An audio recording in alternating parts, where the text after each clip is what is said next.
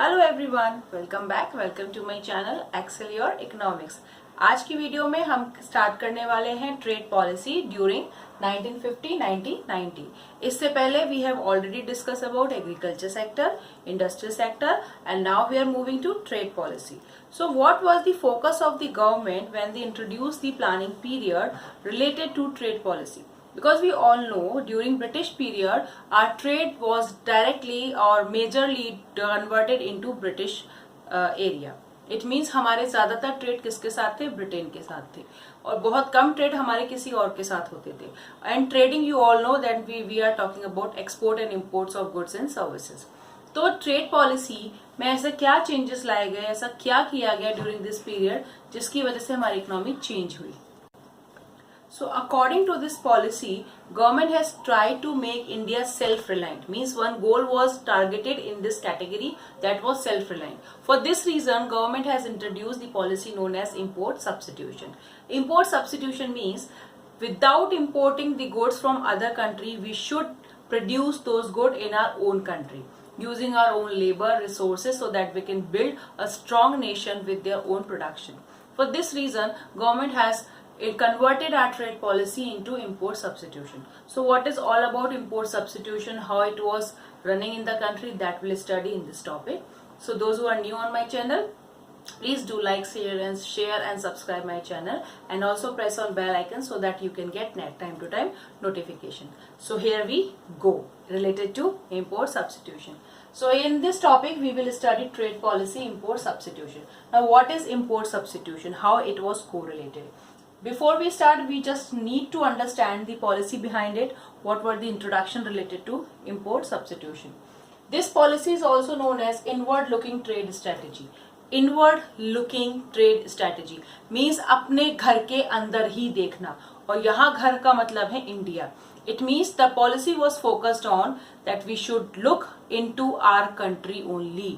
हमें जो चाहिए वो हम अपनी कंट्री में ही लें, बाहर से हमें उसको लेने की जरूरत नहीं है.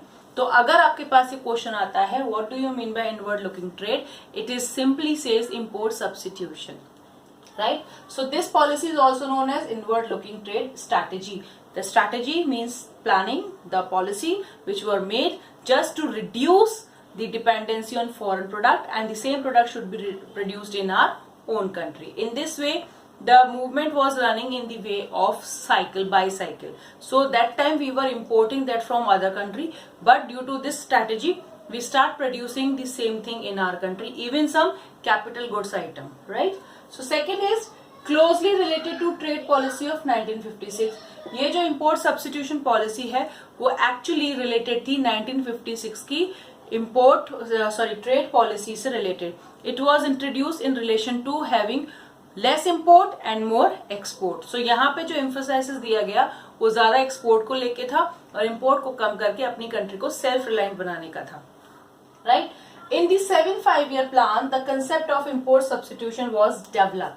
जो कंसेप्ट डेवलप हुआ वो इस पूरे टाइम पीरियड में हुआ, और इस टाइम पीरियड तक हमने कितने 5 year प्लान पूरे कर लिए थे? 7 5-year plan we have completed.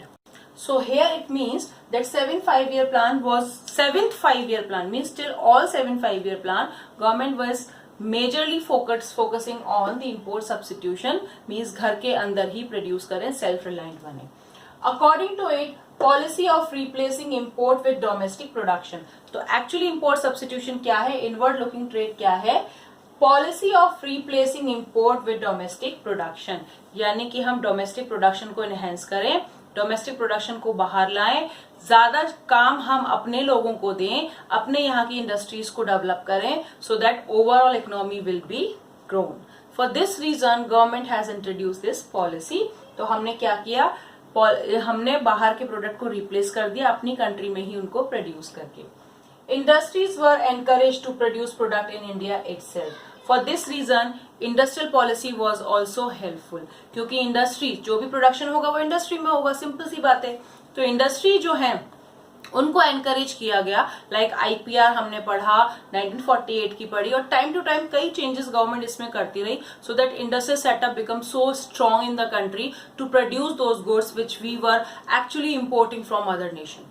For this reason हमारी कंट्री का ये कंसेप्ट इंपोर्ट सब्स्टिट्यूशन बहुत ज्यादा इम्प्लीमेंटेड रहा और बहुत सक्सेसफुल रहा। इसके थ्रू हमने अपनी इंडस्ट्री को बूस्ट किया, हमने फॉरेन डिपेंडेंसी कम करी और अपनी कंट्री के आउटफ्लो को बढ़ाने की कोशिश करी। Right, so it is all short, we all can understand. Again, it is inward looking trade policy. It was introduced with trade policy of 1956. Till 75-year plan, the concept was focused on import substitution. Policy of replacing import with domestic production. For this, industries were encouraged. तो अब import substitution के लिए government ने क्या major steps use किए, क्या protection policies रही, क्या फॉर्म्स रहे प्रोटेक्शन के। हम पढ़ रहे हैं बार बार इम्पोर्ट सब्स्टिट्यूशन हमारे यहाँ करना, हमारे यहाँ करना, बट इतना आसान है क्या इम्पोर्ट सब्स्टिट्यूट करना? इतना इजी होता है क्या? नहीं। इसके लिए पॉलिसी बनानी पड़ती है, क्योंकि अगर हम कोई चेंज लाते हैं तो लोग उसको एक्सेप्ट करने के लिए तैयार नहीं होते। For this reason some policies are made, some formation are made. तो क्या होते हैं वो formation at that time? So protection of domestic industries from foreign industry, we made 2 forms, tariff and quotas. हमने 2 फॉर्म बनाए, tariff and Kota.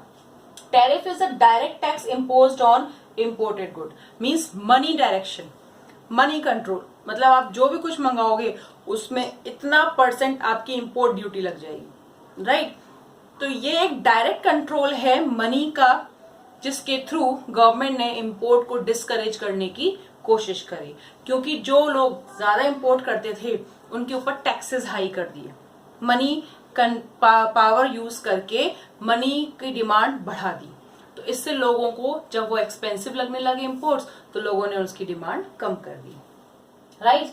Goods become expensive, but obvious सी बात है जो गुड्स हम इंपोर्ट करके मंगा रहे हैं उस पे हाई टैक्सेस लग जाएंगे, तो डेफिनेटली गुड क्या हो जाएगी? महंगी हो जाएगी, जिसको हम परचेज नहीं करेंगे और ऑटोमेटिकली हमारी डिमांड इंपोर्ट गुड की कम हो जाएगी और अपनी मार्केट से गुड्स की डिमांड बढ़ा देंगे।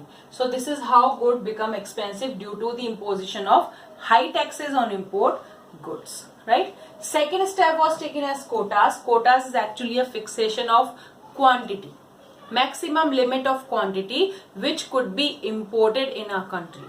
It means suppose आप पहले अगर 100 प्रोडक्ट मंगाते थे कंट्री में, तो गवर्नमेंट ने डिसाइड किया कि आपको सिर्फ 50 प्रोडक्ट मंगाने की ही लिमिटेशन है। सो कोटास क्या हो गए? Quantity restriction. और टैरिफ क्या हो गए? Money restriction, direct money restriction. और कोटास हो गए क्वांटिटी। अब सोचो गवर्नमेंट ने 2 तरीके से इंपोर्ट को डिस्करेज कर दिया। अब आप 100 यूनिट मंगवा रहे हो किसी गुड की, और 100 यूनिट पे एक तो आपकी टैक्स रेट हाई कर दी, तो आप वैसे डिस्करेज हो गए। दूसरी, गवर्नमेंट ने कह दिया 50 ही मंगाओगे, 50 से ज्यादा मंगाओगे नहीं, तो अब 100 से तो आपको 50 पे आना पड़ा, उस पर इतनी हाई ड्यूटी देनी पड़ी। तो इससे फायदा क्या? इससे बेटर हम अपनी कंट्री में ही उसको प्रोड्यूस करें। For this reason government has adopted this 2 policies, tariff and quotas. तो कभी भी पूछा जाए इंपोर्ट सब्स्टिट्यूशन के लिए कौन सी 2 पॉलिसी गवर्नमेंट ने यूज करी, first is tariff, money control, second is quota, quantity control. This is all written here. Now reason for this policy of protection means इस पॉलिसी को यूज करने का क्या रीजन था? 2 ही रीजन थे basically, like I told you, to avoid competition with the world economy. Like we all know India is a developing country right now, but at that time it was not so develop. तो हमारा सबसे बड़ा जो issue था वो यही था कि फॉरेन गुड्स के साथ कॉम्पिटिशन था। तो उस गुड्स के साथ कंपटीशन को अवॉइड करने के लिए और फॉरेन डिपेंडेंसी को कम करने के लिए इंपोर्ट सब्स्टिट्यूशन रिक्वायर्ड था। So here is the first point, competition with develop economies, क्योंकि America, Britain, we all know they were all develop country. तो इनके साथ जो हमारा कंपटीशन था हमारे गुड्स का, उसको करने के लिए, उसको क्रिएट करने के लिए अपनी कंट्री में प्रोडक्शन करना जरूरी था। क्योंकि अगर हम इनसे ही मंगाते रहते, इन्हीं से ही काम करते रहते, तो शायद हम अपने लेवल पे प्रोडक्शन कभी नहीं कर पाते। इसलिए अपने गुड्स को प्रोड्यूस करके अपने गुड की मार्केट बाहर क्रिएट करना, कंपटीशन करना जरूरी हो गया था। बट कंपटीशन भी हेल्दी और प्रॉपर हो, जिससे हमारी इनकम यानी हमारी कंट्री की इनकम भी बढ़ सके। The second point here says outflow of foreign exchange. क्योंकि अगर हम इंपोर्ट कंटिन्यू करते रहते लग्जरी गुड्स का तो क्या होता, हमारा जो फॉरेन एक्सचेंज रिजर्व था वो कम होता डेफिनेटली, क्योंकि हमें बाहर पेमेंट करना पड़ता, फॉरेन करेंसी हमारी कंट्री से बाहर चली जाती। तो उस आउटफ्लो को रोकने के लिए, क्योंकि हम इंपोर्ट ज्यादा कर रहे थे एक्सपोर्ट कम कर रहे थे, इस कारण से हमारी कंट्री से फॉरेन करेंसी बाहर ज्यादा जा रही थी, तो उसको कंट्रोल करने के लिए, बचाने के लिए ये पॉलिसी जरूरी थी। So for this reason, government has imposed this policy so that we can control outflow of foreign exchange to other country for the import of luxury goods. इसलिए गवर्नमेंट ने सबसे ज्यादा हाई टैरिफ और Kota restriction luxury item पे ही की है। So this is all about the inward looking trade of our country, that is import substitution trade policy during 7-5 year plan. Now we'll discuss the critical appraisal of industrial sector. जैसे हमने agriculture में किया critical appraisal का मतलब क्या, positive negative side, same will do here in industry, positive and negative side. So you just write down the whole, then will go for this segment.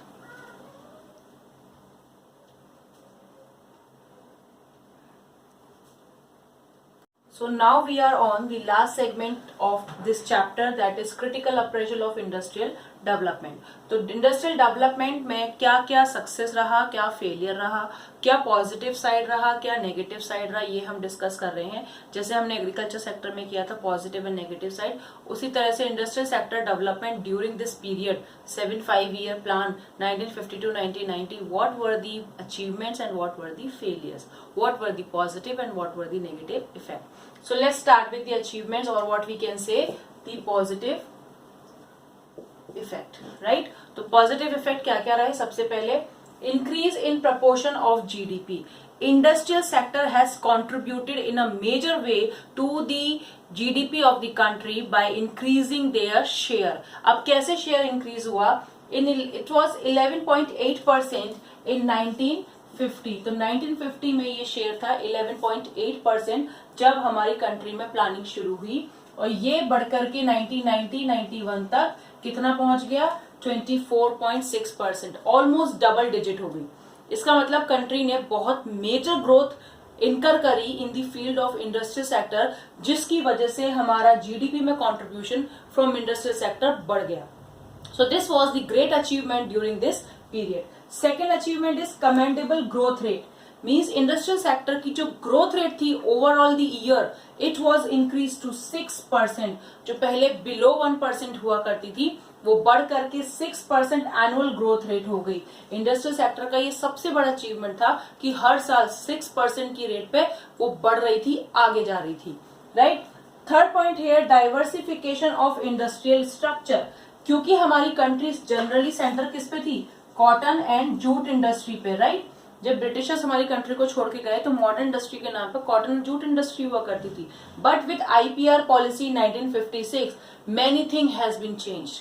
We have introduced capital good industry, automobile industries, new sectors has been involved in the production of machinery, tools and equipments, and that is also because of the introduction of green revolution program. We need machinery, we need technique, and we were trying to fulfill the another goal, that is modernization. For modernization there was a need to involve with the technology. तो technique based industries भी हमारी country में इवोल्यूटेड हुई और country को और high growth पर पहुंचा दिया। यानी अब कंट्री सिर्फ कॉटन और जूट जैसी इंडस्ट्री पे बेस्ड ही नहीं थी, automobile, capital goods and various types of production was increased during that period. Next is growth of SSI, यानी कि small scale industry, that we have discussed in the previous video, that were how small scale industry were helpful during this period. क्योंकि not only the urban areas industries were developed, also the rural area was developed with the use of small scale industry concept. किसने introduce किया था? Karve committee ने 1955 में. Reason of introduction of this policy just to promote regional equality. यानी जिस तरह से industrial sector urban area में फास्टर ग्रोथ कर रहा था, ये जरूरी हो गया था कि हम रूरल एरिया में भी इस ग्रोथ को मेंटेन करें, आगे बढ़ाएं. तो रूरल एरिया की ग्रोथ के लिए स्मॉल स्केल इंडस्ट्रीज को डेवलप करना जरूरी हो गया था. So with the growth of small scale industries, there was another target was achieved by the government, that was employment generation. तो लोगों को काम मिला, लिविंग स्टैंडर्ड इंप्रूव हुआ, ओवरऑल इकोनॉमी भी बढ़ गई, अर्बन के साथ रूरल एरिया भी डेवलप हो गया, इंडस्ट्रियल सेक्टर जंप अप हो गया. तो इससे अच्छा और क्या हो सकता था? That was the planning of the government during this period. Next was protection from foreign competition. This was we have discussed just now. This is of trade policy. हम foreign competition से अपनी country को बचाना चाहते थे. For this reason, we have introduced the trade policy. And the protection from foreign competition was involved basically in engineering, automobile goods, for which we were depending on foreign country. तो ये हमें एक नया era मिला इस time period में कि हम अपनी कंट्री में ही इन ऑटोमोबाइल गुड्स को, मशीनरीज को, इंजीनियरिंग गुड्स को प्रोड्यूस कर पाए. अदरवाइज हम हमेशा फॉरेन कंट्री पे ही डिपेंडेंट रहते.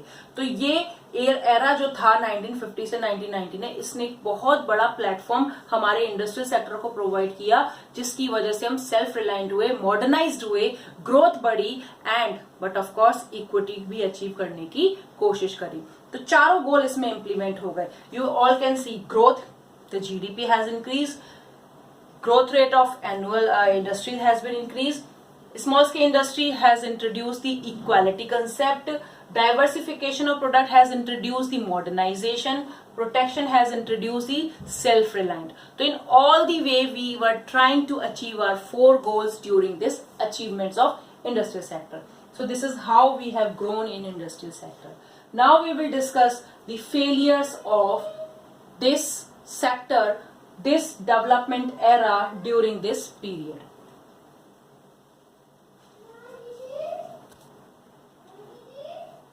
तो फेलियर्स में अगर हम डिस्कस करने जाएं तो फर्स्ट पॉइंट यहाँ इंडिकेट करता है inefficiency of public sector. Basically, the public sector role was dominating during this period in the sectors of industrial era, but due to their dominancy, somewhere they were failed to generate the desired volume of the production, and they were continue with the production which were not in a demand that time. Means public sector ने सिर्फ ये सोचा था कि हम सिर्फ लोगों के वेलफेयर के लिए काम करेंगे, चीपर रेट पे करेंगे ताकि लोगों को बेस्ट प्राइस पे गुड्स अवेलेबल हो. बट सेम टाइम पे क्योंकि उन्होंने अब कुछ डिपार्टमेंट अपने होल्ड में कर लिए, लाइक टेली कम्युनिकेशन, रेलवे, ये सारे डिपार्टमेंट गवर्नमेंट के पास थे, तो उसमें कुछ इंप्रूवमेंट नहीं लाना चाहा, उसमें कुछ चेंज नहीं लाना चाहा. जैसा चल रहा था जबकि लोगों की डिमांड चेंज हो रही थी. With the modernization, with new era, people demand were changing, because of which public sector remain inefficient in production of new type of goods. This was the major reason behind the role of public sector was decline during these days. You all can see now we are not relying on public sector enterprises, public sector goods. We are purchasing more of private sector goods. It's just because public sector goods are not modernized. They are not trying to put their all efficiency so that they can improvise it and can provide the best goods to the public according to the demand. And this was the great failure of our industrial development during this period. Second was poor coordination between private and public sector. Like I told you, उस time पे ये situation हो गई थी कि पता ही नहीं था कि पब्लिक सेक्टर अलोन क्या प्रोड्यूस कर सकती है और प्राइवेट सेक्टर अलोन क्या प्रोड्यूस कर सकता है. क्योंकि हमने 3 शेड्यूल बना दिए. एक तो जो पब्लिक सेक्टर पूरी तरह से ओन करे, उसमें क्या हो गया, इनएफिशिएंसी होगी पब्लिक सेक्टर की. लीडिंग रोल तो मिल गया बट इनएफिशिएंसी हो गई. सेकेंड, उन्होंने कोशिश करी ज्वाइंट वेंचर की, यानी दोनों मिलकर काम करें, बट हुआ क्या, ये कनेक्शन भी प्रॉपर काम नहीं कर पाया.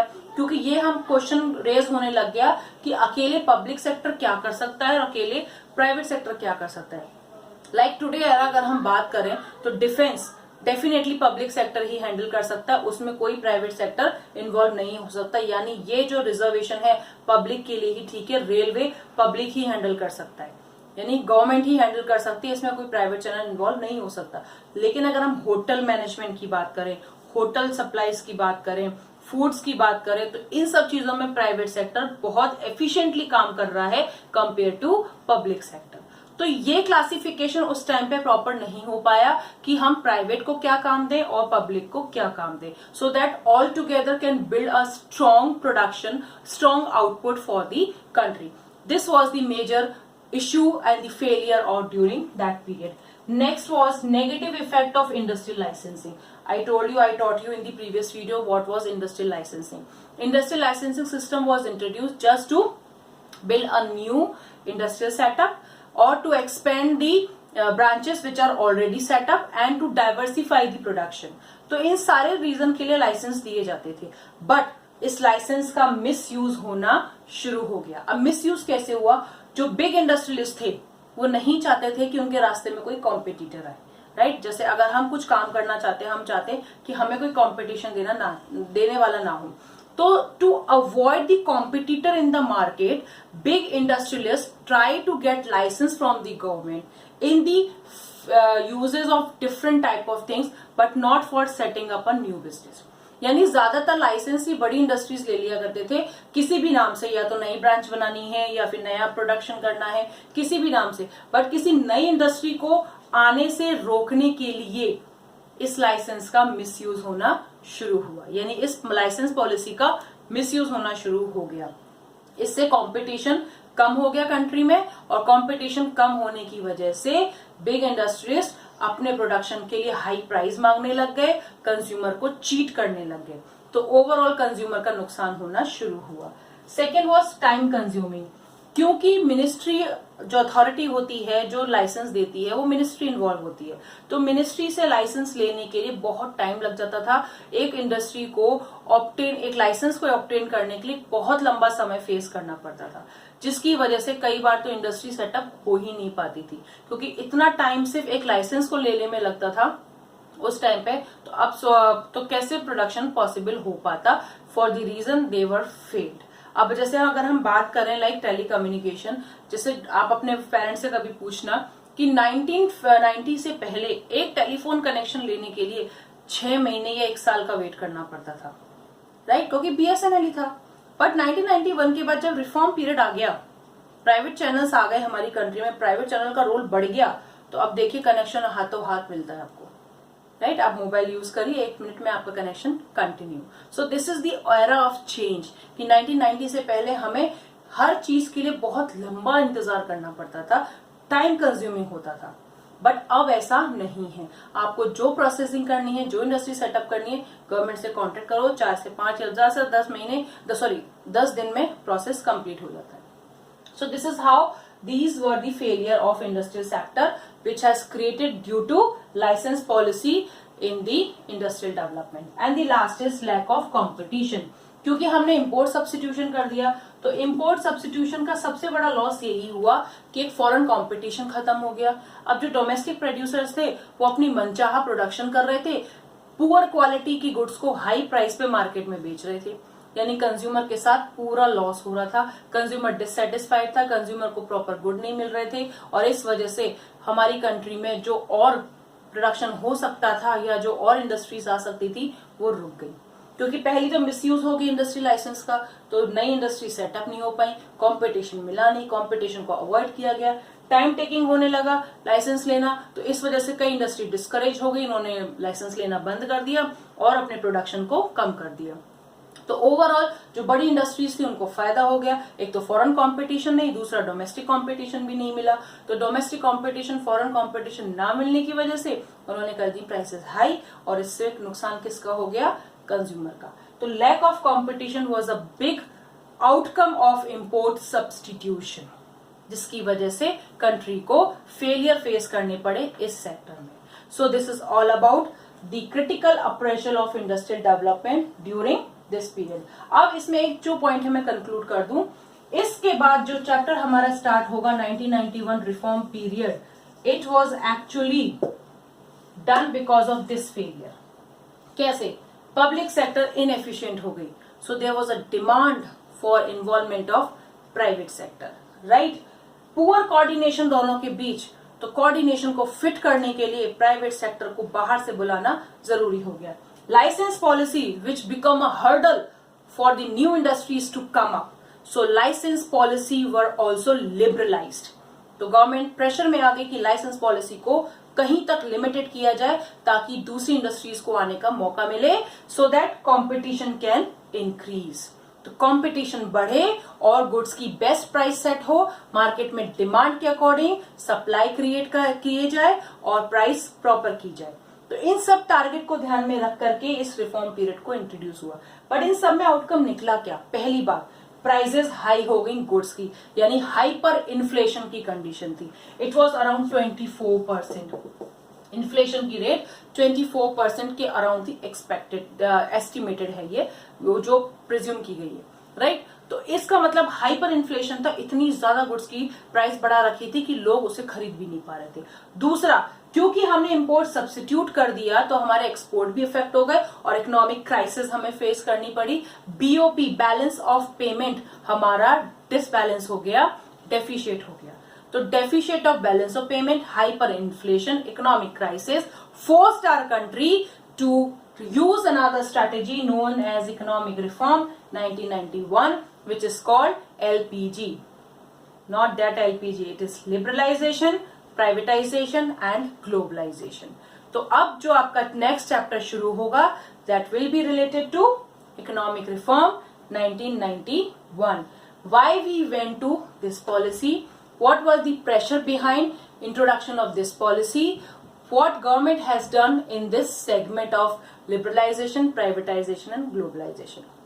So that's all about second chapter, economic planning 1950 to 1990. I hope you all have understood regarding it. Few questions we will solve based on this information for the whole chapter. हम कुछ questions भी करेंगे so that you can easily understand the concept and you can easily calculate, you can easily do your MCQs for 1 marks in the board examination. So that's all for today. You all just write down the whole, then we'll end up the video.